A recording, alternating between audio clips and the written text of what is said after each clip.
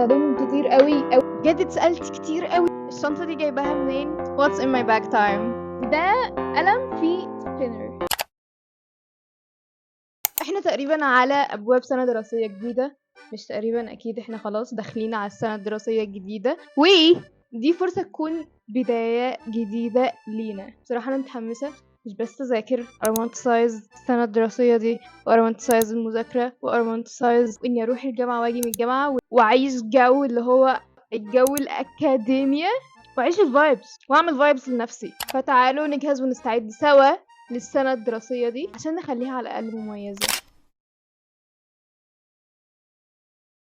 إن احنا نستعد ونجهز للدراسة دي من أهم الحاجات اللي بتخلينا نستمتع بالموضوع، بالسنة اللي احنا داخلين عليها دي. جزء مهم من ان احنا حتى نرومانتسايز الدراسة، ان احنا نستعد لها ازاي؟ استعد لها عن طريق ان انا اهيئ لنفسي الجو، البيئة اللي حواليا بتساعدنا في ده.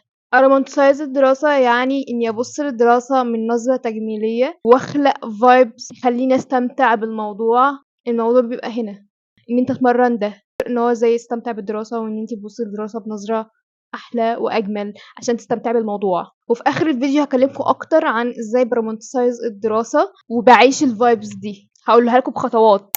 بس دلوقتي من الحاجات اللي انا بستعد بيها للدراسة في اني اجيب حاجات stationery شكلها كيوت، سبلايز الجامعة او سبلايز المدرسة، حاجات شكلها كيوت يكون شكلها حلو تحمسني ان انا ابقى عايزة استخدمهم، فتخليني عايزة اذاكر، تكون شايفهم كل يوم، فده بيخليك مستعد وان انت عايز تبدأ. كل ما تشوفهم تحس ان انت جاهز. وفي حاجات كتير بجد هي بتديك كده، وده بيخلي المذاكرة اسهل وامتع، انك محاط بحاجات حلوة كده بتخليك تتفتح نفسيا وتكون متحمس اكتر ومتحفز اكتر. 2 لتر.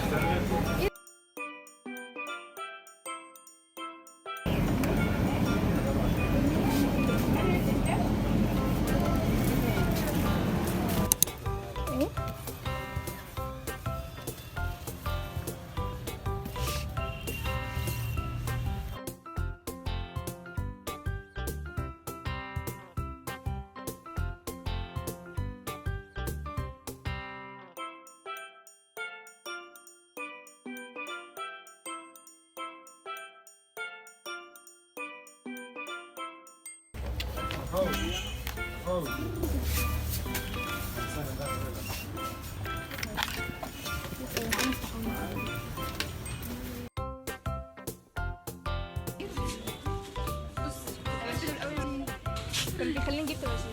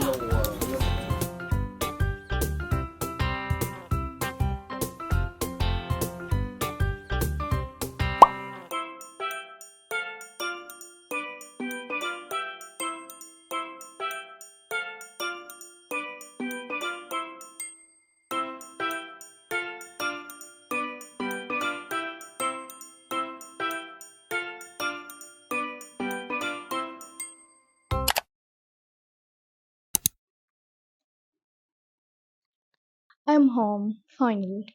مع ان احنا في بداية الخريف بس الجو برضو لسه حر قوي.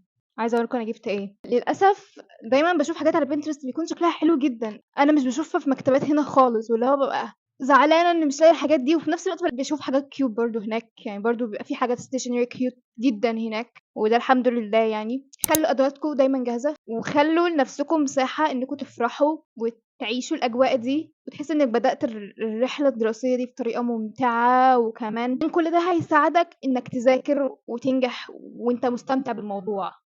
دي آخر سنة دراسية ليا في الجامعة، فدي آخر سنة هعيش فيها جو الدراسة. مبسوطة ومش مبسوطة في نفس الوقت إن أنا هاخلّص رحلتي الدراسية، بس في حاجة في دماغي بتقول لي لأ لسه مسيرتي الدراسية ما خلصتش، وإني هادرس كمان، بس مش عارفة إيه، بس حاسة إن أنا هادرس حاجة كمان، بس إيه هي الله أعلم. وبعدين لقيت إن أنا مش محتاجة حاجات كتير أوي، كنت في نفس الوقت عايزة أجيب حاجات كتير أوي cute، وبعدين لقيت إن أنا مش هاستخدم ده كله لإن في حاجات عندي منها، فأنا ليه هاستخدم ده، مش هاستخدمه يعني، فبلاش تبذير وهاتي بس الحاجات اللي أنتِ محتاجاها وخلاص whole time. أول حاجة أول حاجة القلم ده شكله cute أوي، أنا ما لقيتش غير ده بس، ما لقيتش زيه تاني، أتمنى إنه يكون بيكتب pink، أتمنى. جبته بس عشان شكله cute، وأنا I love أي حاجة pinkish عمومًا. حاولت أدوّر على منه ألوان تانية أو نفس الشكل حتى عشان أعمل matching set مع بعض، ما لقيتش. بس بصوا ده، دول الاتنين مع بعض matching، شكلهم cute. جبت الhighlighter ده، بصوا أنا باحب القطط جدًا، فعشان كده جبته. دول جبتهم مع بعض عشان يكونوا matching. عايزة بجد ألوانهم تبان so freaking cute. باستخدمهم كتير أوي، أوي، أوي. جبت sticky notes من وأنا في ثانوي، وأنا باحس إن أنا مش هاقدر أستغنى عن sticky notes، أنا باستخدمها في كل حاجة حرفيًا، مش بس مذاكرة، أي أفكار to do list، أي حاجة باخدها والزقها على الحيطة قدامي على المكتب عشان بتفكرني أنا ورايا إيه أعمله، كنت محتاجاها لإن اللي عندي خلصوا. كنت دايمًا باجيب أشكال شكلها cute، يعني شكل مثلًا bear، شكل star، الأشكال دي. بعدين قُلت المرة دي خلّيني إيه أجيب دول، باحسهم عمليين أكتر من التانيين، يعني دول فيهم مساحة أكتر، يعني ممكن أكتب كذا حاجة، التانيين كانوا أشكال، لو قدامي دلوقتي ممكن أوريكم، بس أنا ما فيش حاجة قدامي دلوقتي. المهم جبت sticky notes محتاجاها. بصوا بقى الكشاكيل دي، يعني هي على الحقيقة شكلها أحلى بكتير، في منها ألوان كتير أوي، فأنا جبت 2.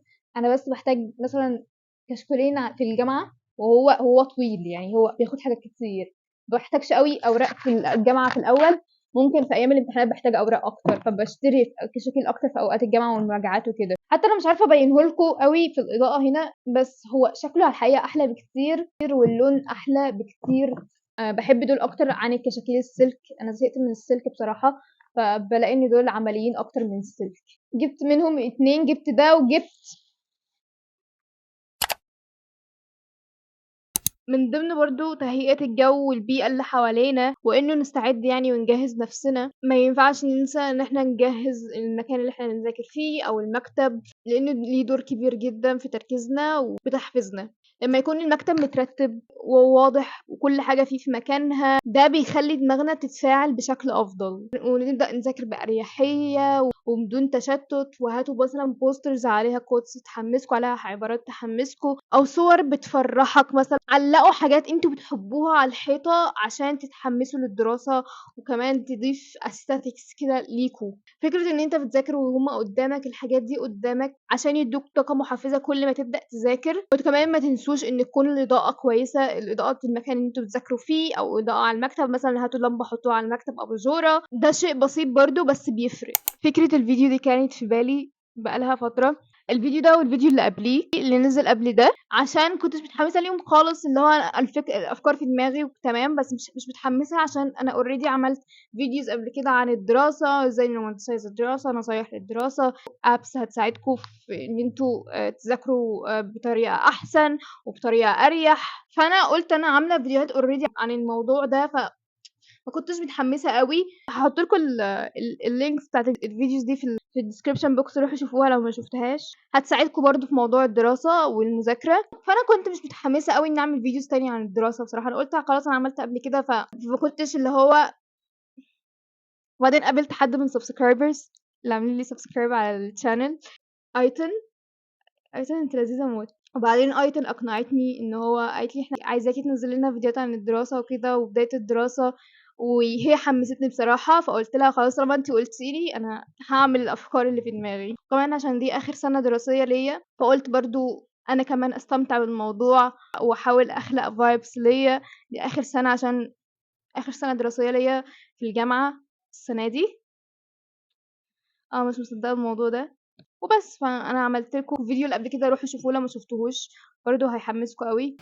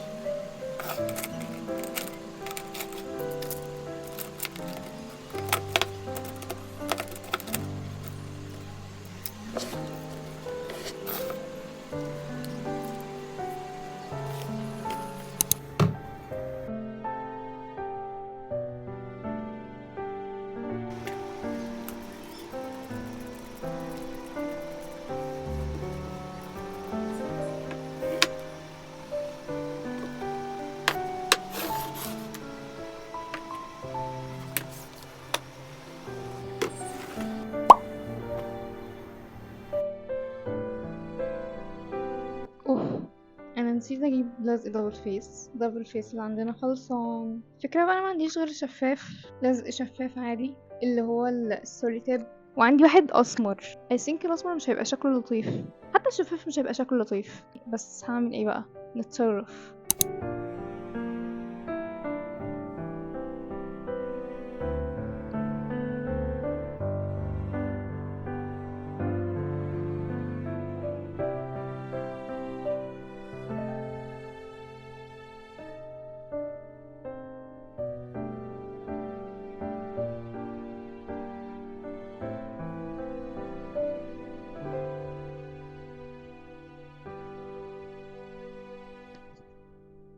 مع ان شكل اللزق ده معصبني، بس هسيبه كده لحد اما اجيب لزق دبل فيس.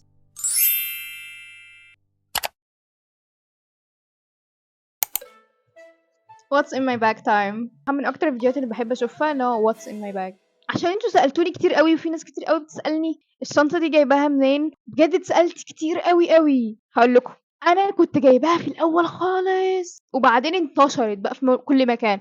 كانوا مفكرين ان انا جايباها من بيج معينه، بس انا جايباها من مكان في وسط البلد، في مكان ما. انا بجد ما اهتمتش ان اقرا اسم المكان بتاع اللي اشتريت منه الشنطه، وجبت دي. واختي جابت البيج اللي برضو بتسالوني عنها. كانوا الكواليتي بتاعتهم تحفه، وكانوا حلوين قوي، وكنت بشوفهم على بنترست، وبعدين اول ما شفتهم قلت انا عايزه من دول. انا بجد مش فاكره اسم المكان، ما اهتمتش ان اعرف اسم المكان وقتها. جايباها من زمان قوي، قبل ما اعمل فيديوز على اليوتيوب كمان، ولحد دلوقتي دي my favorite bag، خصوصا للجامعه، عشان انا بحب اخد حاجات كتير قوي وانا طالعه، مثلا وانا رايحه الجامعه او رايحه مكان بعيد، فبحب اخد حاجات كتير قوي معايا في الشنطه، ما اعرفش ليه. عاده بحب اخد حاجات كتير معايا في الشنطه، فدي بتاخد حاجات كتير قوي. وغير كده هي مريحه وعمليه وشكلها حلو، فبقيت احب ان انا اخدها معايا دايما، خصوصا لو جامعه يعني. نبدا بالحاجات الصغيره ولا الحاجات الكبيره؟ هنبدا باللي يطلع في ايدي. انا بحب الفيديوز دي قوي. اول حاجه ازازه الميه. وانا رايحه الجامعه كنت باخد حاجات كتير قوي معايا، فالمره دي السنه دي عايزه اخفف الموضوع على نفسي. حتى المقلمه كنت مثلا باخد المقلمه فيها اقلام كتير قوي وفيها حاجات كتير قوي انا مش هستخدمها، بس كنت بحب شكل المقلمه تكون مليانه كده. بعدين لقيت ان المنظر ده بقيتش السنه دي مش حابه الموضوع ده خالص، فبقيت حتى اقلل في كل حاجه عموما، اللي هو less is more. كشكول اكتب فيه محاضرات الجامعه. ماي بلانر، دي بجد بخطط فيها كل حاجة في حياتي موجودة هنا. للجامعة بخطط ليومي، حتى فيديوز اليوتيوب برضو هنا، كل حاجة بخطط ليها هنا. بحس ان انا لما باخدها معايا في كل حتة انا بحس كده ان انا في امان. فدي اللي بلانر بتاعتي. الجورنال بتاعي ببقى محتاجة دايما، لو محتاجة ان انا اجورنال في وقت معين، مثلا في الجامعة بيبقى عندي وقت بصراحة فاضي، فممكن اطلع جورنال. ساعات ببقى بعد الجامعة بروح كافيه او حاجة، فبحب مثلا اقعد اجورنال برضو. كتاب يكون الفترة الأخيرة أنا مهتمة بيه، اليومين دول مهتمية بالكتاب ده، قريته قبل كده بس نسيت كل حاجة فيه، فبطلع كل فترة وفترة اطلع اساي اقراه. وبرضه بيكون عندي وقت فاضي ان اقرا، فباخد دايما معايا كتاب بكون مهتميه بيه الفتره الاخيره او بقراه في الفتره الاخيره يعني. ستيكي نوتس، فباخد ستيكي نوتس معايا لاني بحتاجها دايما، يا اما في فكره حاجه معينه جت في بالي فبكتبها ومثلا وبلزقها فتفكرني اول ما اروح. باخد جزء منهم معايا في الشنطه. المقلمه بتاعتي زي ما قلت لكم كنت بحب المقلمه تكون منفوخه، حتى الاقلام بس اللي بحتاجها كنت بحط اقلام كتير قوي مش فاهمه ليه. حتى مثلا هايلايتر واحد كنت بحط كذا هايلايتر مش فاهمه برضه ليه ما بستخدمش حاجه فيهم. ده قلم فيه سبينر، بحب قوي اطلعه اقعد العب فيه وانا في قلب محاضره او سيكشن او كده، بيبقى مسلي. في الجامعه بشتري ورق كتير في الجامعه، فببقى محتاجه دبابيس من دي، فحاطه منهم شويه في المقلمه عشان لو احتجتهم. لبان.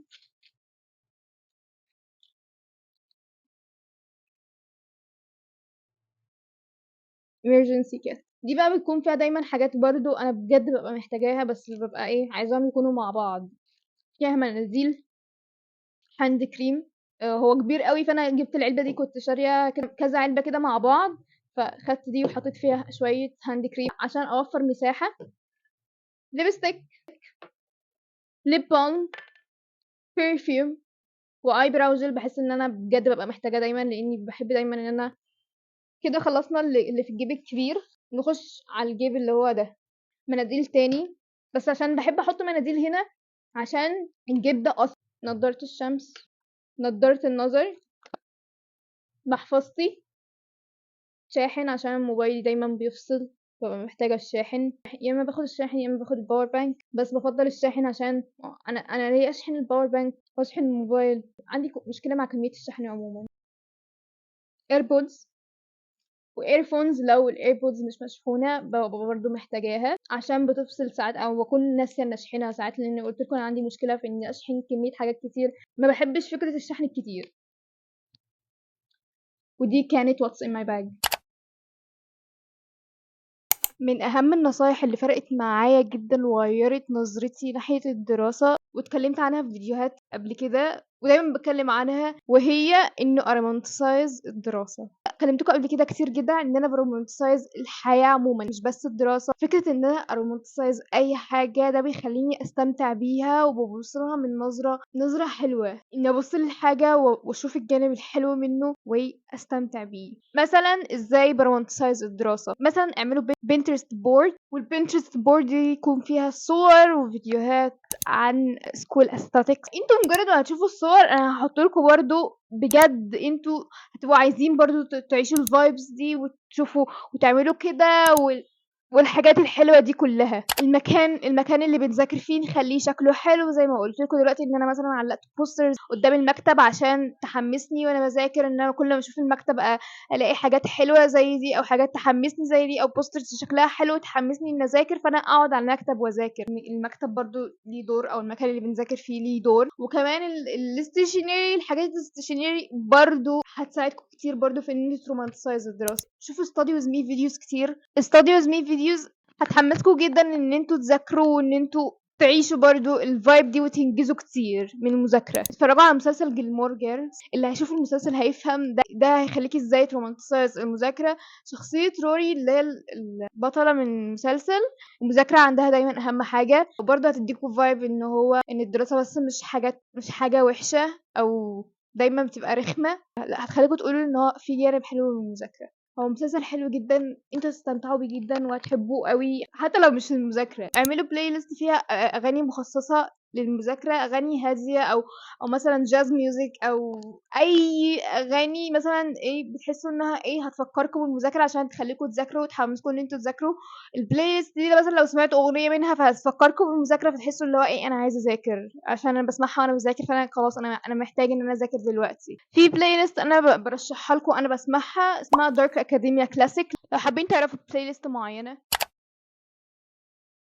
وبس ده كان الفيديو بتاع النهاردة، اتمنى ان هو يكون حمسكم في انكم تجهزوا وتستعدوا للدراسة وان يكون سبب في ان انتوا تبدأوا بحماس. وقولولي ايه اهم حاجة عايزين تبدأوا بيها عشان تجهزوا وتستعدوا للدراسة. اشوفكم الفيديو الجاي.